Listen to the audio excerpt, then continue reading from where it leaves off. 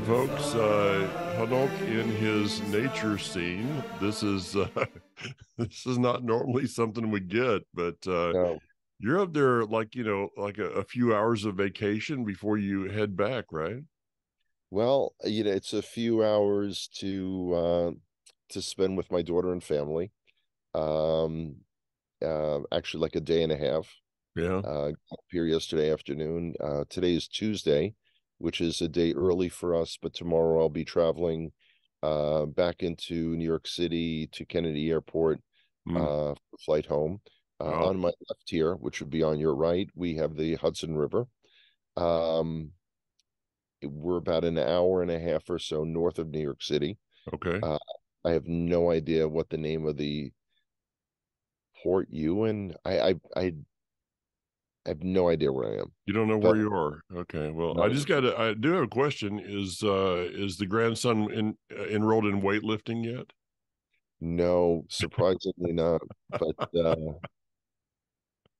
But he's so cute, and Yeah. it's fun to play with him, and I get to sing all the songs to him that I haven't sung for many years. Mm. Uh, and then, of course, my usual Spotify playlist that he got to listen to. So that was fun. That was fun. Anyway, All so right. So, you know, we initially didn't think that I would be able to be available for this broadcast. So this is kind of like a little bonus that we're able to offer to our listeners instead of waiting till next Wednesday. mhm. So that's cool. I'm very happy about that. And let's just, jump right in and share some of the news and tidbits from Israel. Go for it. See if we can analyze things. The OECD, which is the organization of it's sort of the economic organization of developed countries of the world. Okay.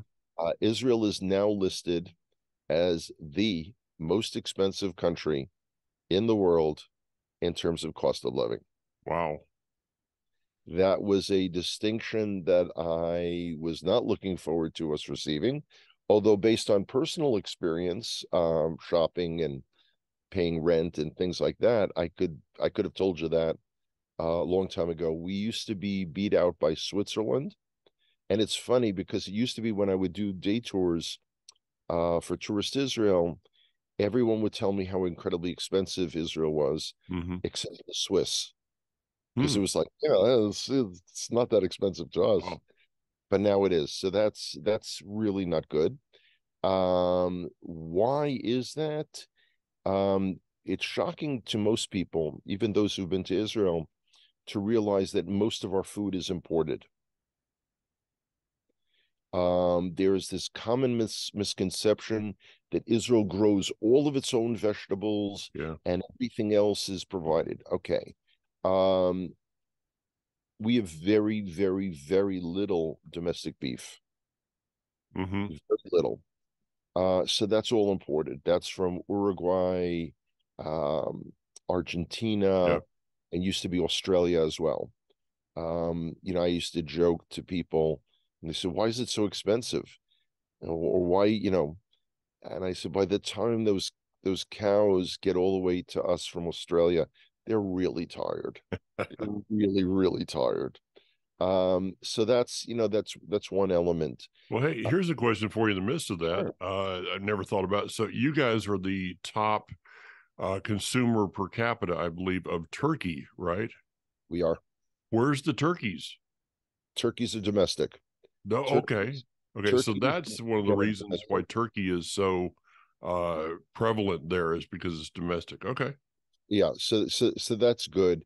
But as Israelis become more sophisticated in their palate, they want steak. Ah, Steak is expensive because steak is imported. Um, so that's, one element to it. Not all of our fruits and vegetables that are grown in Israel stay in Israel. They're exported. Those are cash crops. okay. Uh, all the bell peppers to Europe and things like that. Those generate income. It's also, by the way, just totally unrelated to that, there's a misconception that most of our fruits and vegetables are organic. I don't know why people assume that. Maybe because our tomatoes are so much more red than those available in America generally, but no. The like 96-7% are conventionally grown, not organic. Okay. But anyway, that's one element. So having seen that, it was one of those, like, I should mention this, just so people have an idea. Um, it is what it is, and that's why prices keep going up. That's why the professional rates, whether you're dealing with, plumbers or carpenters or heck, even tour guides, the rates, have gone up Yeah. just to try to keep pace with the cost increases in Israel. Back to agriculture just a little bit. Sure. Israel was and I believe I'm going back into my memory banks here, and after my trip to Pennsylvania, it's not all quite there yet. It was a really long weekend, but a wonderful weekend. You guys were at one time the number one exporter for Jaffa oranges, right? That was many decades ago. Yeah. Now, that crop was taken over by, refresh my memory. Okay, so what happened is the seeds were then sold, distributed, whatever. So in other words, the original Jaffa oranges are now being grown in Brazil, let's say, Okay. or wherever the locale was. But that was back in the days of the kibbutzim. Right. That's ended back in the 70s. Yeah. Yeah. Well, I remember going over, even in the 90s and early 2000s, and the switch was happening. There was still a lot of oranges there, and Yeah. that's been that's been, other crops have come in, apples, I believe it is, and of course, a discussion about the agriculture of Israel cannot exclude grapes and the wines and the amazing wines that they're going all over the world now. The Yeah. award-winning, from Saigot, from Har Bracha, from Torah, all of those places that those that are on the Connect to Israel tour will be going to a wine tasting at. Yeah. No, it's so there are some things that continue. We do still sell a lot to Europe. Um, very, very little to the US. But again, people have to remember Europe is so much closer to Israel. So Yeah, much closer. It's so much easier to export to absolutely. Europe. Now, there are in the Arab uh, occupied territories, we'll call them that. There is agriculture there also. Is any of that exported, or is that used in country with just the Arab communities? Okay, we don't export it. Right. So, I assume they sell to Jordan and possibly to other surrounding countries Okay. that would be, land controlled by the so-called Palestinian Authority. Yeah, that is not sold generally in Israeli markets because there are health concerns of how it is produced. Specifically Everyone, with what it is fertilized by.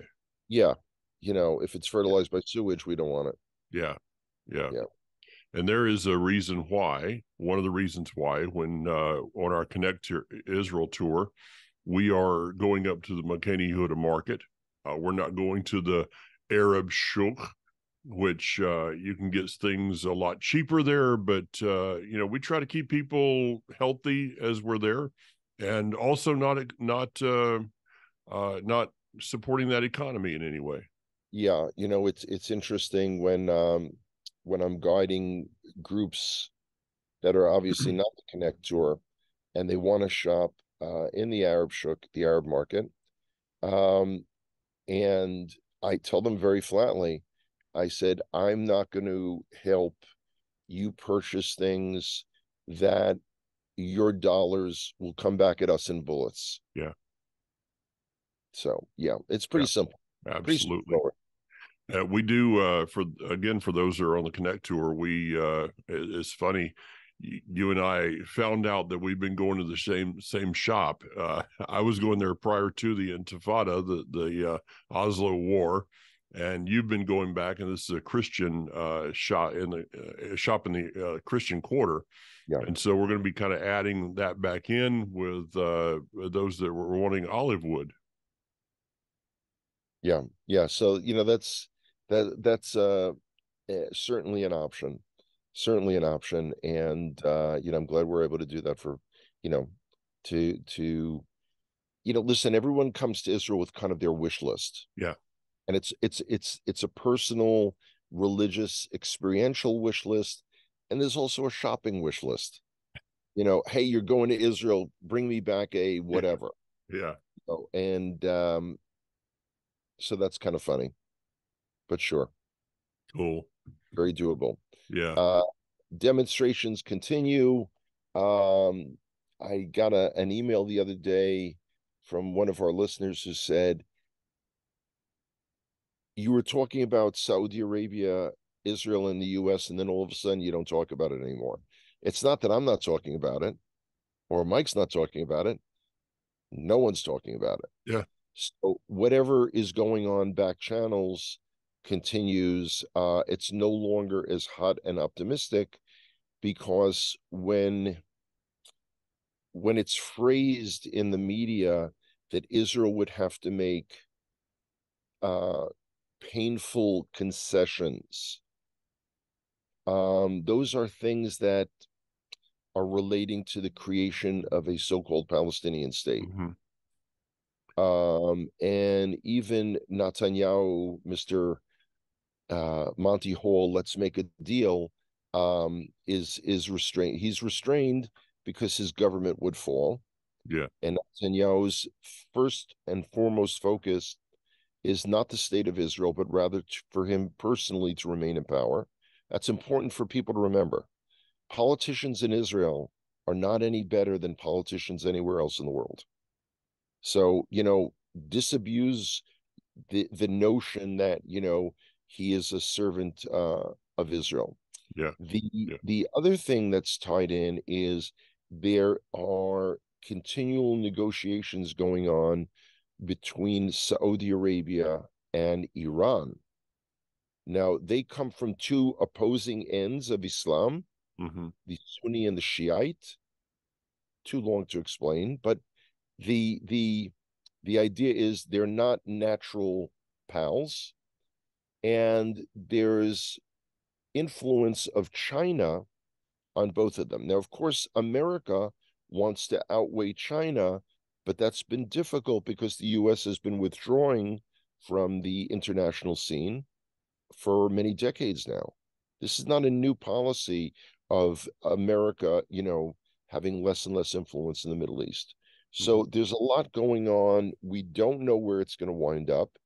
One of the things that came up that was a tremendous red light to me is in discussions with the Saudis. Saudi Arabia controls the two primary sites for Islam, Mecca and Medina. Yeah. They also want to become custodians, God forbid, of the Temple Mount. The custodial role is currently played by a country called Jordan, a country that's 100 years old, by the way, created in 1922.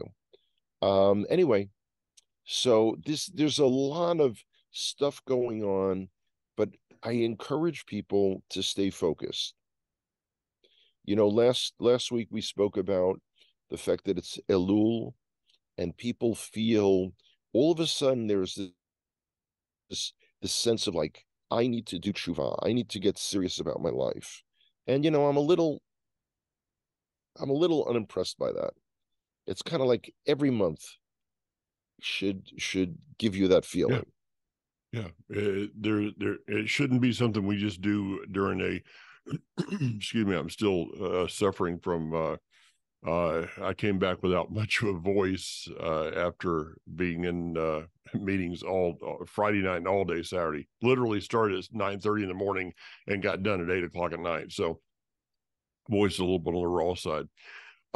Yeah, this thing about staying focused, Hanok, is something that, I mean, we should be doing that on a daily basis. I want to go back to something kind of silly regarding the Saudi, and you say that much with much more of a accent than I can, but you know, for anyone that's even those that don't follow golf, there was the Live Tour, which that was Saudi Arabia, and so they siphoned off many of the big top players of the PGA with millions and millions. I mean, this was like a unrestrained bank account that had no end.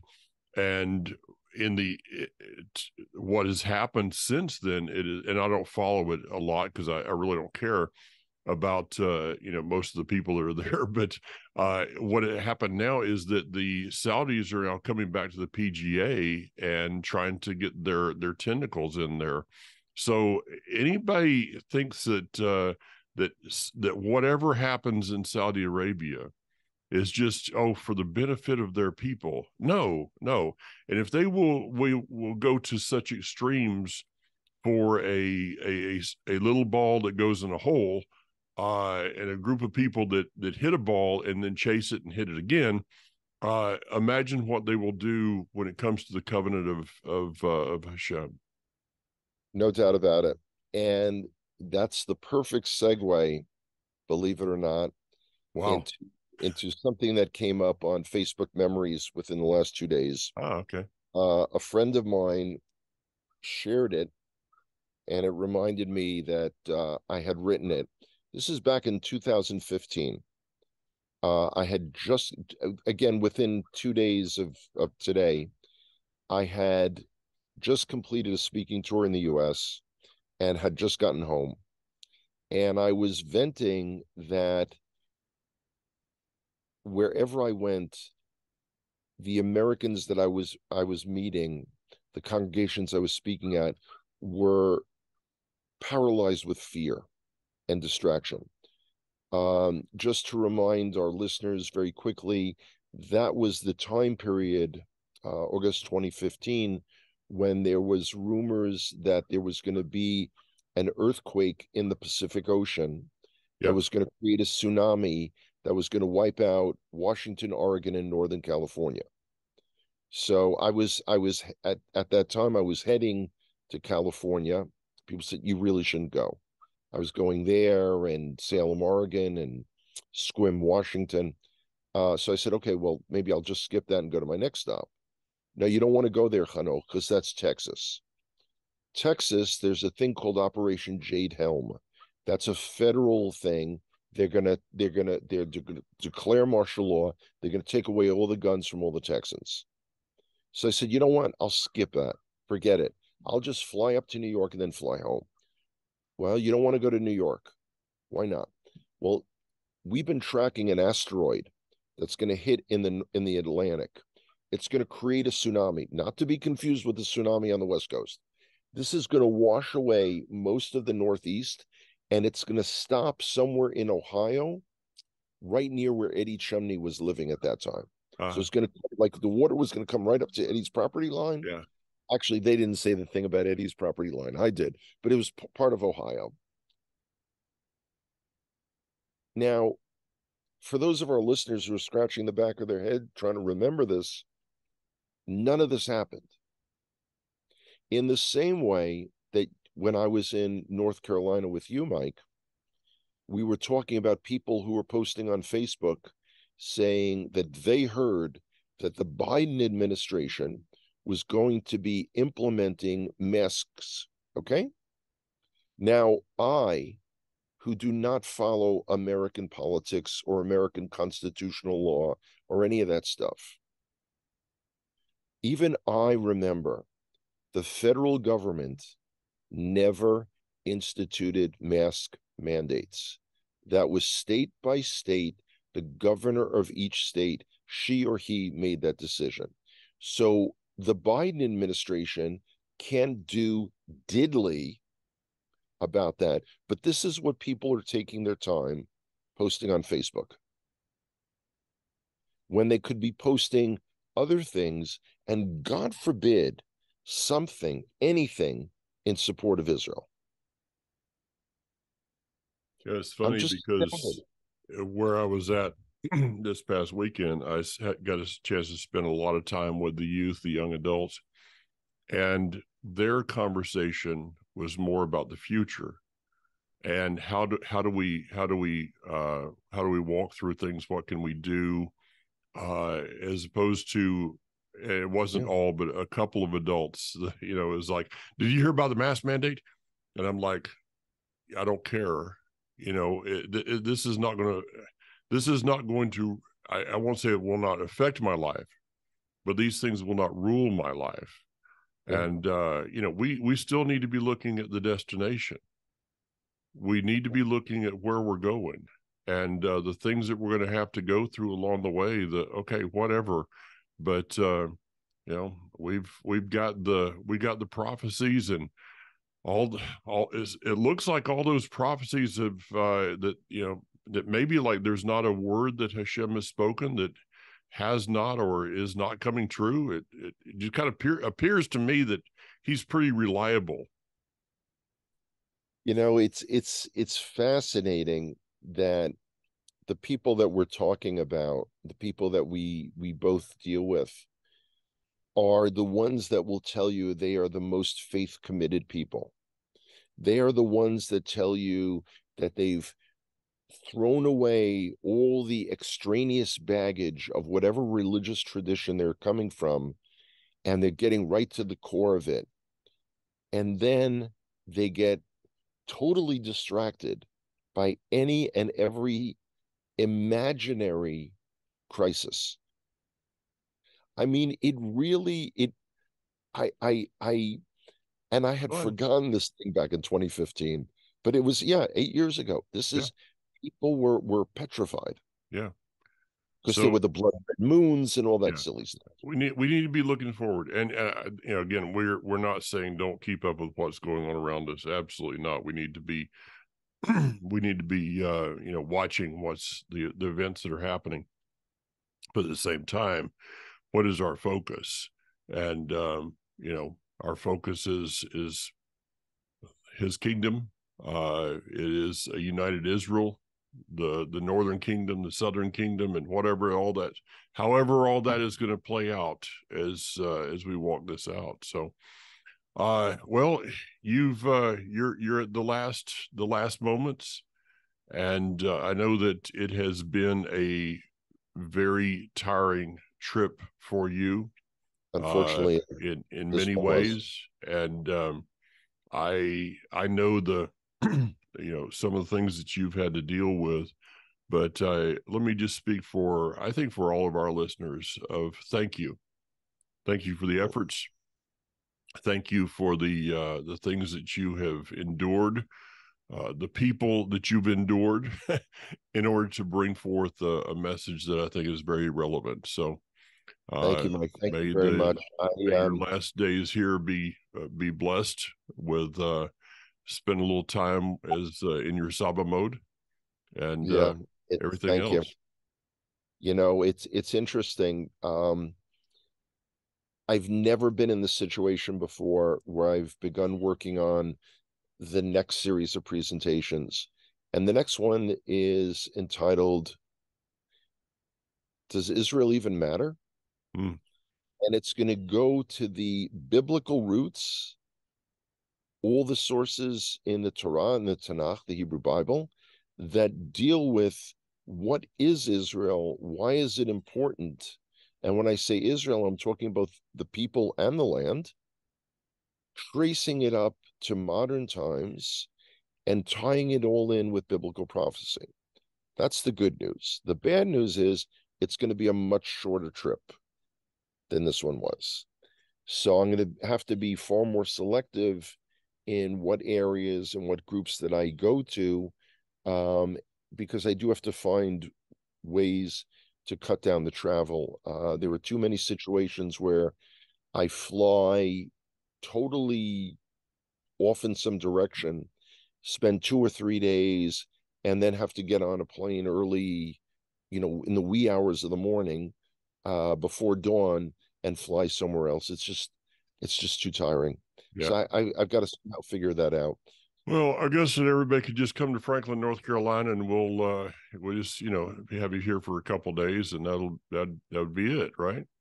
That's that, that seems to be a logical solution to me. I don't know, if others would think that. Yeah. All right. Well, I will.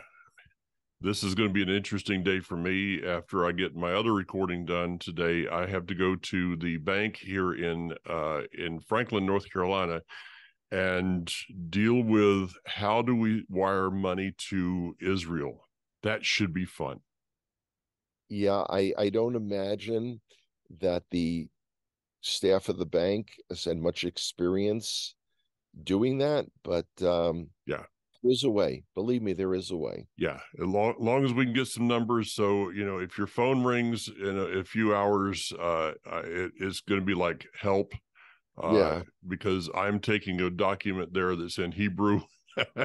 So, thankfully, you guys have the same numbering system that we do. Is Yeah. the only thing that's going to help me out. International. So, It's yeah. international, not to worry. All right. Well, hey, I guess we'll connect up next week Yes, from the land of Moda'in. you bet. Absolutely. Mike, thanks for everything. Yeah, man. Big hugs to all of our listeners. And strangely enough, if you're interested in hosting me somewhere in the January, February timeframe, not sure the dates, believe it or not, now would be a good time to reach out and let me know. There you go. Okay. All right, guys. See See you ya. soon. Bye bye.